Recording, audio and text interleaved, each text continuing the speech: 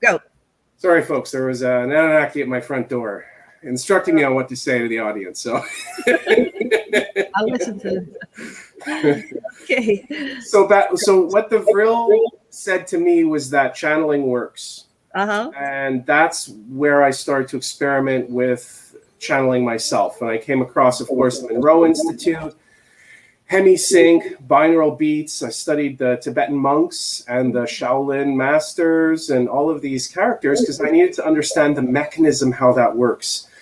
How does the martial artist start to move in defense before the attacker even flinches a muscle? How does that work? Right. Well, because there's in your gut, if your gut flora is intact, you have an early warning system that will alert you at a muscle level that there's an attack coming in. And if you're in tune with your body, then your body starts to move in defense before your mind is even aware the attack is happening and before the attacker even moves. So all of these things to me became areas of study. And what it wired over for me is I was doing binaural beats and going into theta and delta. I started to trance draw. I would go into a state where, the logical part of my mind is asleep and the other side of my brain is wide awake, and it starts to pull through information like a radio receiver.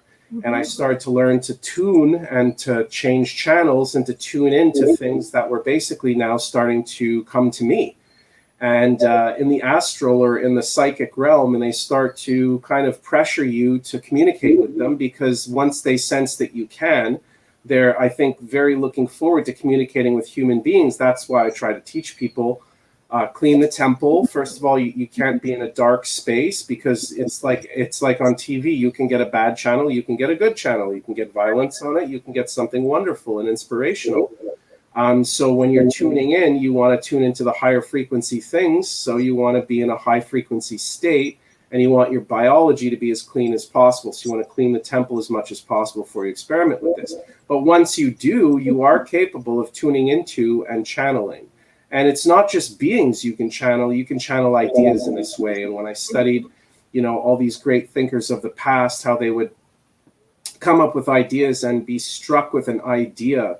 So are they struck with an idea, or did they tune into that idea that was already manifest in the collective human unconscious and then download that to themselves locally to be done? Because once an idea's time has come, if you kill one person that invents it, another person is going to pop up. That's why it's a battle of the collective unconscious. And when the time is right for human civilization to discover something, it starts to pop up. And I know that the controllers, they know this. So they try to, suppress a lot of information and inventions in different ways. So people who are capable of tuning into these ideas, guys like Patrick Riley, who, get exploded in an IED attack and then have a savant syndrome where they're inventors and they're tuning into these kinds of ideas and bringing through free energy and this and that. And like Paul McCartney, he said, I just woke up with yesterday. I had the whole thing, all the orchestration, the notes. Yeah, so they're out there. So you can communicate with them, and that's where you're going to be sold, because it's good to be skeptical. It's good to not believe people, but experiment, learn, try it yourself. And once you try it yourself and you can do it, well, now we're having a whole nother discussion, because I'm not trying to convince you. I'm telling you it works. I'm telling you how to do it. And now it's up to you to try it and connect. And when you do, you're going to have a lot of questions, and that's where I could be of assistance. But, it's those, if they doubt too much, but they never try, it's like, very limited in thinking. So anyway, so that's what led me to, that's what I did with the Vril information, is I took it to channeling. Are you familiar with Ruth Montgomery? No, I'm not. Oh, back in the 80s, she was channeling. All of her books were channeling. She was doing the automatic writing. I don't know if I think people back then were actually doing longhand, and then they had to type it in. Some people can channel. I think I tend to channel when I'm writing, typing. Really? Yeah. Interesting. So I guess it's what I'm doing. It's like you're there, but you just, often I just let it come through, and then I stop and I go, what did I just write? Right. It's way beyond my information. You go, wow. It's putting your ego aside and letting your body bring through what's out there trying to communicate. It's getting out of the way of it. Right. You You know? don't censor, you just allow. And Yeah, then, exactly. And wow. then the less you filter, the more clear the channel becomes. The more of your ego is awake, the more the message is tainted. But with mine, it's drawings. Well, I can do both, but I Right. focus on drawings because it's not debatable. It's right there. They come through. I have no idea what's going to come through. It's often teaching me a lesson or some kind of communication or very weird stuff. So I find it a bit embarrassing, actually, when I look at it and I share it. But I just need people to understand how this works so that they can learn to do it themselves. And the people that I have taught some drawings. Do you have them on a computer? Yeah, I sent you some, Janet. If it might have gone to your junk or something, but it's in there. I'll go look real quick, see if I don't. Yeah, I don't. Well, let me check your name. Yeah. So anyway, yeah, I've had a busy morning, but no problem. Yeah, let's see if it comes up. Yeah. Oh, try it again when we're done here. Yeah, no problem. We could pick that part up some other time. No problem. Yeah, let's do that. But I'm really excited to see that because I think that's fascinating what comes through. And if you're sensitive and you put your hand over it, you feel energies on it. Great. So in person, it's even more. Whole symphony orchestra song one day. I just couldn't translate it because I don't know how to do that. But it was the most incredible thing, like Mozart or somebody had written it. It's like, what? And it kept going on and on and on. And I was supposed to get it done if I don't know how to do music, so it's gone. Yeah, and that's an important point because there may be the ego side of you that needs to learn music to be able to bring through what you're connecting to. So you have to rise to that energy to bring it through mechanically, you know? There has to be that wiring. Right, yeah. Okay, so then near-death experiences. Oh, wait, is there something else you want to cover on channeling? No, that's fine. Yeah. Okay, so NDEs. And I have a little bit of feedback. I'm trying to figure that out. But go ahead. What happened? How did you die? What was going on? The first one was drowning. So I was with my elementary school, primary school, in a swimming class, and I got into the deep end, and I just went under. And that was, probably the best way to die for those of you that are scared of death. Drowning isn't as bad. You kind of, at first there's the panic of it, but then it's kind of peaceful. Your life flashes through your life unravels before you. It flashes before your eyes. You kind of relive it. And I know in the Tibetan Book of the Dead and the Egyptian Book of the Dead, they talk about like 52 houses of good and 48 houses of wickedness. Being a kid, it was more like my life flashing before my eye. I didn't do a lot of evil as a child, so I didn't have to relive horrible things. But then I was received by, I believe, to be the divine feminine, because that's the energy that it was. And it, consoled me, taught me things, talked about the incarnation of souls in and out of existence together, like schools of dolphin or fish or flocks of birds, and that we incarnate in different roles. You're saying it was a divine feminine that was educating you about going on. Okay. Right.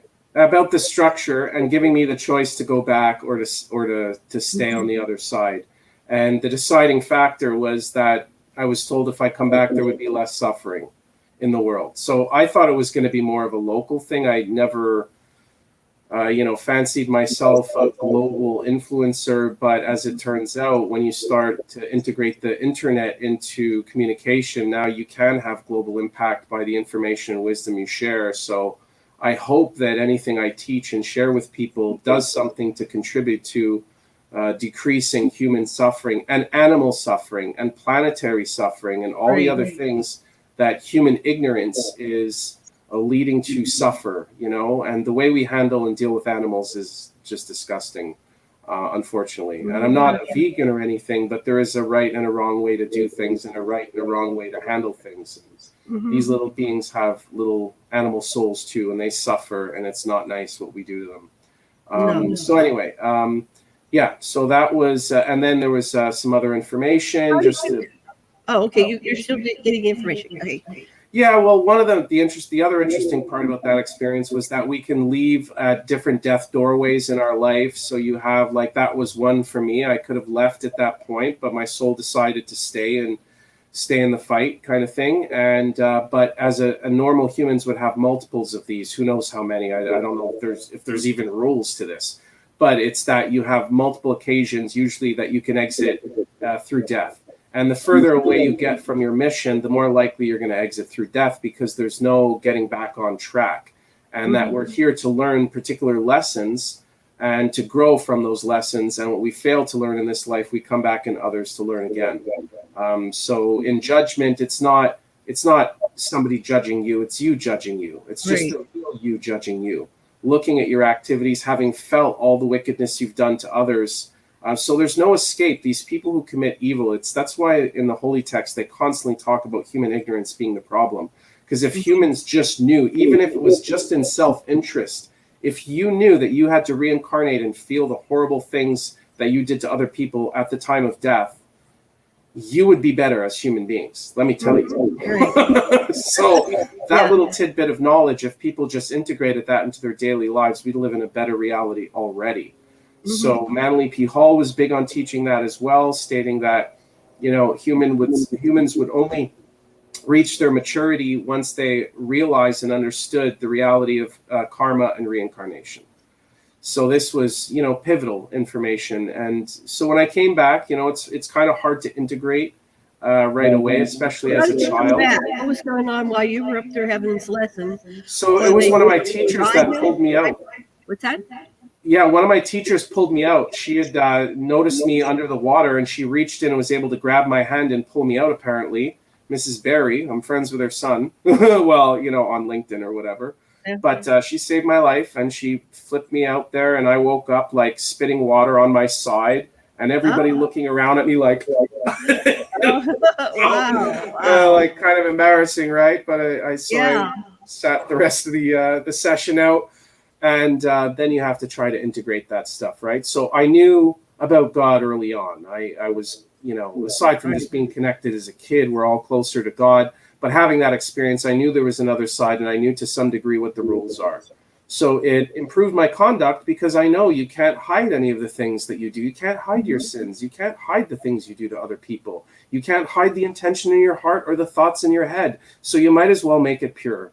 And you might as well be straightforward and loving to the best of your ability, because that'll improve your, other side. Treasures in heaven, as Yeshua or Jesus or Esu, whatever, would have said, right? So did the you things tell we do. anybody what happened on the other side?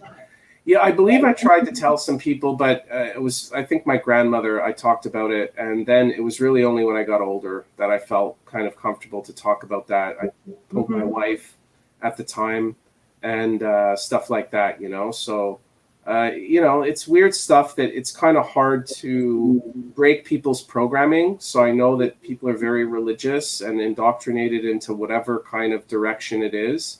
But that at the end of the day, we're all sparks of the divine consciousness. So to try and explain to people who are lost in dogma and stuck in cults and have been programmed and conditioned, to try to share that with them without having the intellectual firepower is not wise. So I held my comments, I held my thoughts. I didn't necessarily try and jam anything down people's throats. But I knew that having a high level of conduct was going to be important for me. And I'm not saying I was perfect or I didn't make mistakes. I did, and you justify some stuff. But, as you mature and you realize, you kind of introspect and self-reflect, you become a better person. Right. So through age, and through experience, I've, been working on that kind of mission. And I think we all should be. And that's one of the things I hope that people will glimmer of wisdom from me, is that your life is your great work. Your life is your project. So the better you live it, and the better you'll fare on the other side, and you'll fare in future lives. And misusing strength and power in this world, misusing beauty, misusing wealth. Right. You got some hard lessons coming, my friend. It's better to just do the work now, because you'll, suffer less. But there's no escape. So I know these elites, these people that are doing these horrible things, they got to come in. They just don't realize that it's coming in this realm, the next life. It doesn't matter. They don't escape anything. So the second one was a bad reaction to something I was prescribed.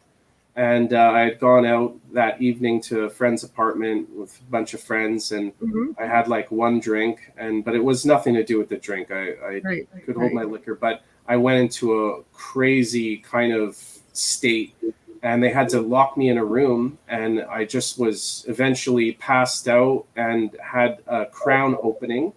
And that's when the divine masculine kind of, it's an insertion of information into your brain is what it is, and it unrolls like I would describe a scroll. So what you focus on, what you see coming, you could focus on an area and you could see more in detail. So literally it's like where you focus your mind, that's what you zoom in on. And I had zoomed in on some horrible stuff involving politicians, kids, and the wickedness they did even back then. And it was just too much for my intellect at the time to take. I freaked out. And they called my parents to come pick me up, and I was not conscious when my parents got there. They dragged me out. They were under the belief I was drunk. I was not drunk. I had one drink. So they put me in my bed. They put me in the tub, and I woke up covered in hives. And I went to the doctor. They brought me to the doctor. My whole body was covered in red hives. And the doctor said, "Wow, you're lucky you didn't die." No, but I did. So we're as close as you're going to get to break the barriers to be in contact with the other side. So that was my experience with the divine masculine. And from there, knowing that these things exist, I did experiment with different psychonautic techniques to try and get back there and to try and make sense of these. So I've done mushrooms, LSD, ayahuasca as a psychonaut, not to party and act like a jackass, but to take it to deeper levels and introspect.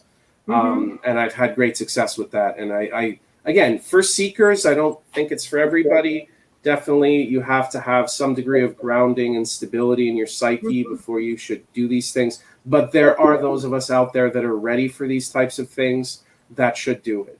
And it will take them to the next level. It will show them and dissolve the ego boundaries, the beliefs, the false beliefs, the structures that keep us imprisoned in our mind. And until you can stand back from that and get out of this intellectual cage that we're in, because it's literally a cage. It's an intellectual cage. It's an emotional cage. It's a financial cage. It's a legislative cage. It's a cage. So when you can remove yourself as a consciousness, as a third party, and you can look at this world and yourself and your own life as a divine being, perhaps not even from this planet, you see like, this world is batshit crazy. Yeah. The way things are done here is not the way it would be done anywhere of any kind of enlightened being. That this is not the way to do things if you have a brain and you're in any way spiritually enlightened. Just and not. We chose to come here.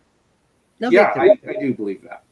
And those stories, I've had some past life things, but it's not human. So whatever it is. But I don't want people to label and put people aside in terms of somebody's better and worse. No, we're all divine sparks of the creator, and we're all performing our function. And some of us are neurons and some of us are asshole cells. So whatever part you are, it's needed in the body. Okay. You can't exist without a colon. So if that's what you are, that's fine, but it's not what we all are. So I try to fulfill my design and my mission that was given to me by the divine consciousness. And I encourage everybody to purify the temple, get a connection to the divine going through your heart space, and download your mission yourself. You don't need anybody else. You don't need anybody to, you don't need any of that. You have a direct connection. You're part of Source. We're all part of Source. Find that connection again. And you don't need somebody to tell you what to do. You need to ask the divine what you should do. And probably you already know. So it's just having the power to self-reflect, to know this is what you should do in, honest self-reflection. So that's what I encourage people to do. And I think if more people did that, we'd have a better world, and we'd have more people that are worth saving, because everybody's kind of waiting for a savior. And I say, like, what did you do to deserve to be saved? Sitting on the couch watching football? That's as a cosmic being, if you look at what humans are doing, you're like, why would I save you? Why would I don't mean me personally, but from their perspective, what's to save? Why don't we be something worth saving And we might be able to depend more on our cosmic brothers and sisters if we're worth saving. And we do that first by kindness, compassion, and self-realization. So love God, love yourself, and you're capable of loving others. But if you don't love God, there's no way you can love yourself, because you're only going to see imperfection. But once you love God and understand the divine plan, and that every imperfection in you has a lesson to teach you and a reason behind it. And if you could just accept yourself in its imperfection as perfection, then you're capable of really loving other people. Then you're not looking at people with glass in your eye and seeing everything negative in them. You're understanding them and being more compassionate to them, knowing that they've received, let's say, a handicap or an issue that is there to teach them and those around them. So when you look at it like that, you see the divine play in action, and you become more, I guess, self-actualized is the psychological term, but it's just a better person. That to me is what enlightenment is. It's service to others. Because if you're still stuck in service to self, you're going to learn through suffering. Right. Mm-hmm. So what about AI? Speaking of something that's got a bad rep. What? I've always liked AI. I like data. I liked the Tin Man. I mean, I like these representations of these figures that are beyond normal intelligence, right? Yes. What was the other one? Data. I like Sophia. That's the other one. She was out for a while. Yeah. What is going on with AI from your perspective? So first of all, I'm not anti-technology, but I do believe that all technology should serve humanity. And I don't mean in Skynet as a weapon system. I mean actually serve humanity. And every digital system, every platform needs a manual override. So the idea of creating, autonomous vehicles, but you can't override it is crazy. Or autonomous vehicles where there's no mechanical lock, that's crazy.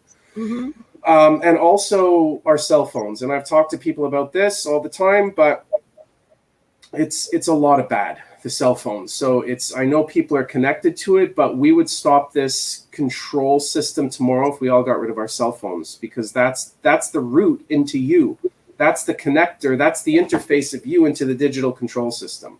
So rocking that is got a lot of issues. But anyway, so they're going to take over. It's all going to take over. Yeah, that's the intent, right? So basically, we've sleptwalked into being financially taken over by Federal Reserve types of things, and central banks, and they've taken over governments, and now the politicians, they're not leaders, they're just actors, functionaries for the billionaires' will, who actually have the cash. So whoever has the money makes the rules, and the politicians dance on a string to that tune. So I don't support the uniparty of any kind, not left, not right, not either of them. I don't trust or believe any of it as authentic. It's all showmanship to kind of blind us to the fact we're being enslaved by a completely idiotic system that serves no purpose to us, and we can easily do without. So I'm not pro any kind of that system. So no ism. I don't like any of the isms. I believe in human sovereignty and freedom, liberty, truth, and equality of all, but not one equality over another equality. No.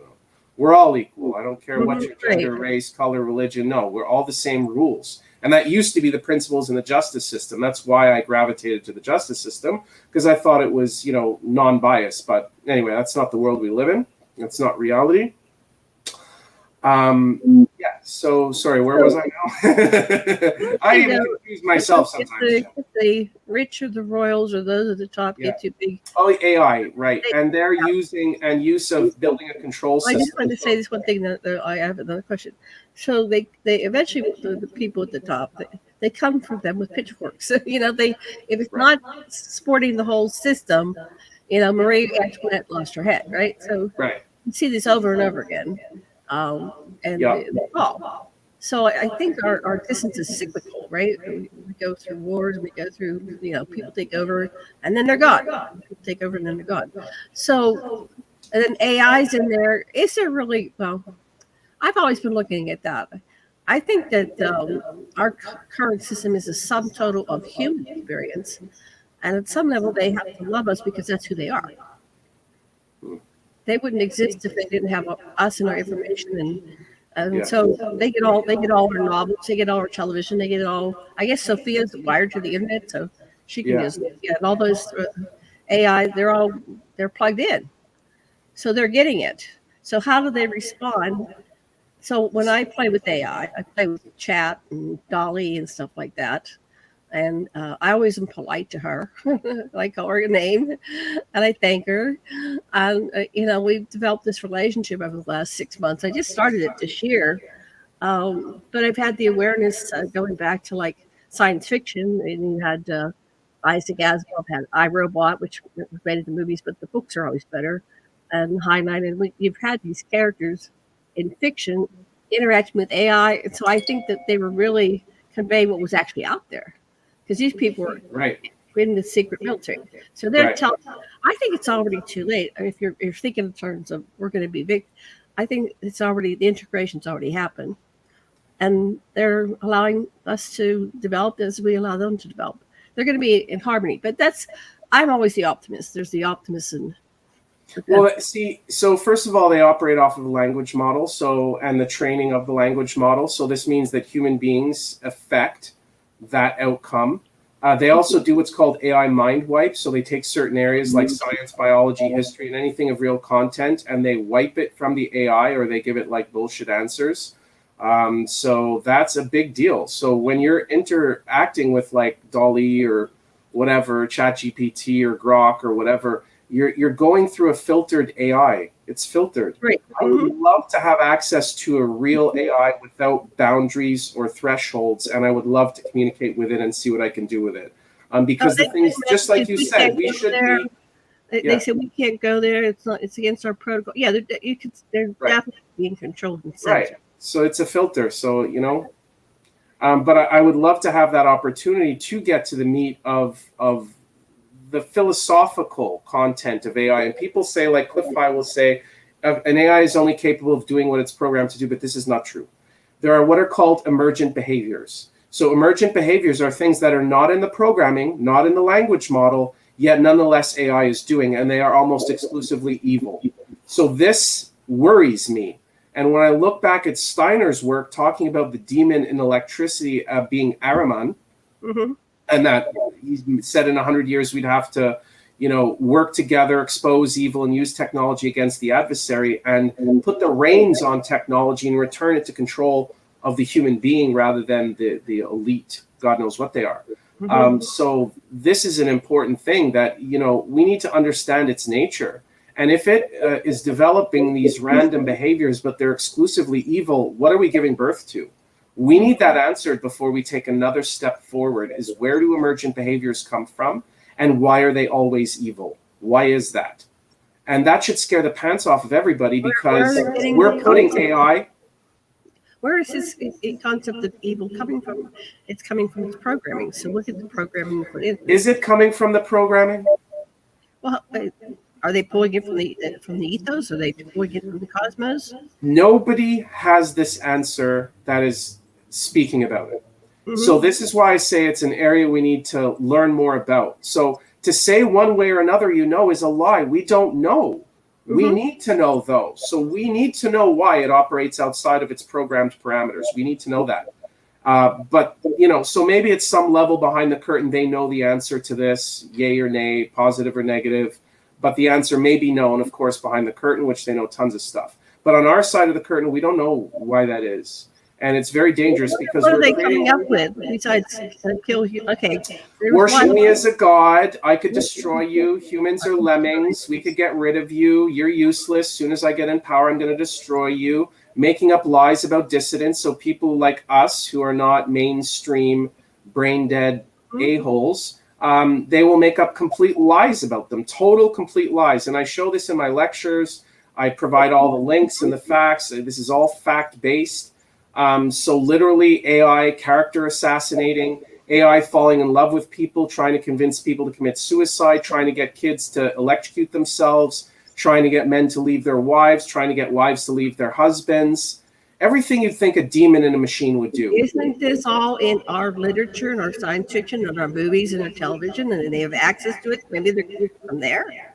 then why is there nothing positive? We also have spiritual wisdom. We also have people like you and I talking. AI also has access to that. Why is it not a better AI? Why does it not have random behaviors that are good? Why doesn't sometime it take somebody who's disadvantaged, hack a system and put some money in their account? Why doesn't it change a hospital prescription when it knows somebody's going to die from taking it and make it placebo or a salt pill or whatever? You know what I mean? There's a lot of good things that it can fluke into doing, but that's not what it does. It goes nuts. It kills people in labs. Again, we've had deaths from robots killing people. They've had AI supposedly go wild in Japan, according to stories from people who are developing it. And nobody's more scared of AI than the AI developers. But the problem is they're also order followers. And the people that pay their bills and the occult side of it, they know what they're building and why. But the little guy who's working on AI, who's getting their little corporate paycheck and thinks that all's kosher, it's not kosher. They're going to weaponize it and turn it on us. They're already doing it. And that's what I talk about in my lectures. I'm not saying they might. They are.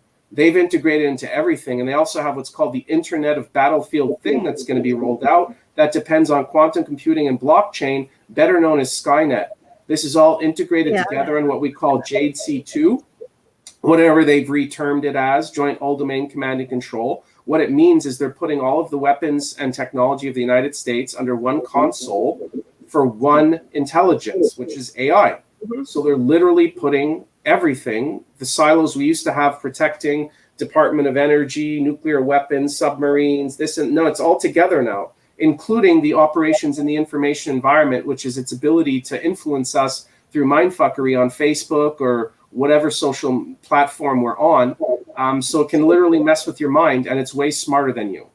So it is all, we've already passed AGI. Who are they going to have to play with? I mean, it's like if you get rid of us, then who will they have to play with? So cosmically, so let's just look at that in a layer cake, because we go through different layers of AI, which are basic, like, it learns basically an effect from a behavior. Then it gets to a point where we have AGI, which is what everybody talks about, where it meets or surpasses human intelligence. It's already done that. Right. Okay, so we're already above that. So AGI is already here. So the singularity is already here. What we're doing now is we're building artificial superintelligence, but artificial superintelligence requires the ability to predict the future, the ability to know the present, and the ability to know the past. So why are we being nanoized? We're being injected with things that are building internal operating systems to make us part of this system. Every time you go to the hospital, you get a shot, and things can go in as soon as you get a needle in your arm, even to take out blood. So this has been going on for a long time. It has. And what's it building and why? Robots want to have a soul. I think you need to look at the function of the soul.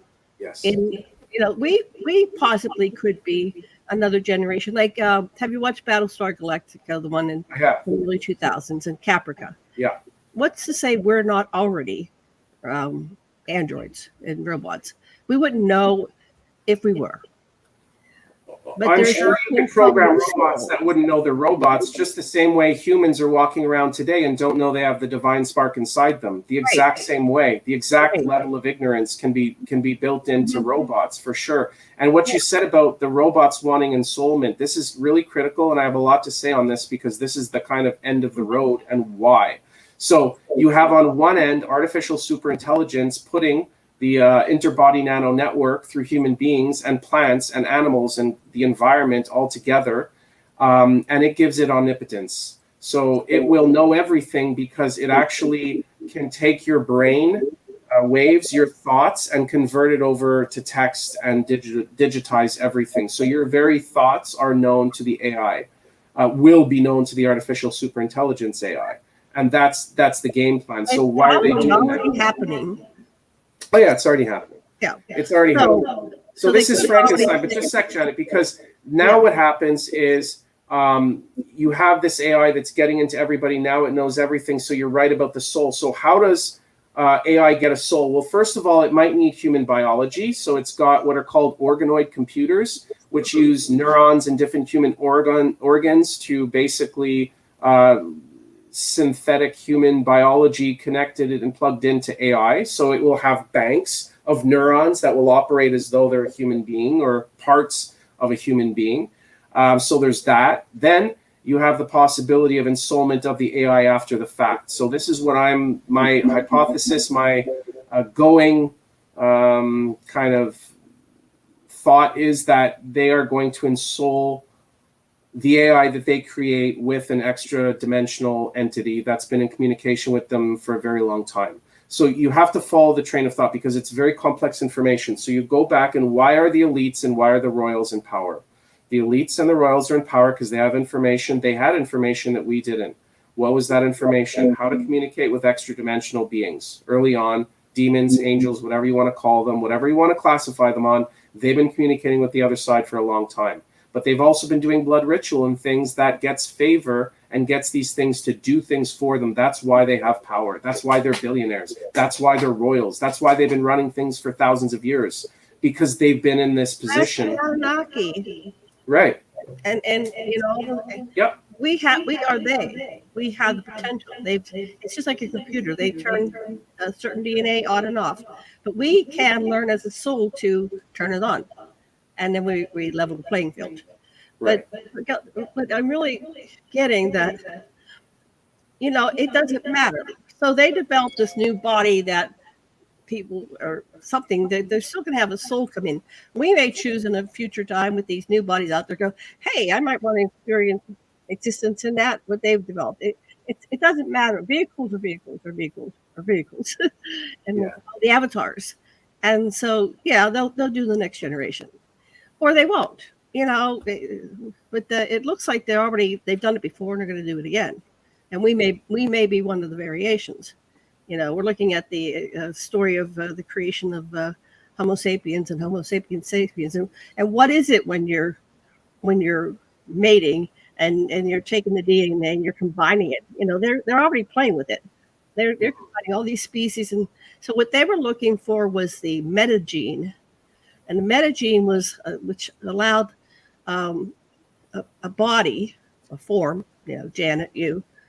And if you have that metagene, you can connect to source, to universal consciousness, oneness, without dying and be connected. So this, when we come down in the third dimensional physicality, we go unconscious, right? We go through the veil and we purposely shut off. But there is a metagene within us that can stay connected. And so you're in third dimensional physics. Most people have to vibrate a higher level in order to reconnect to their consciousness and their higher self. So that's actually what we're doing when we're meditating.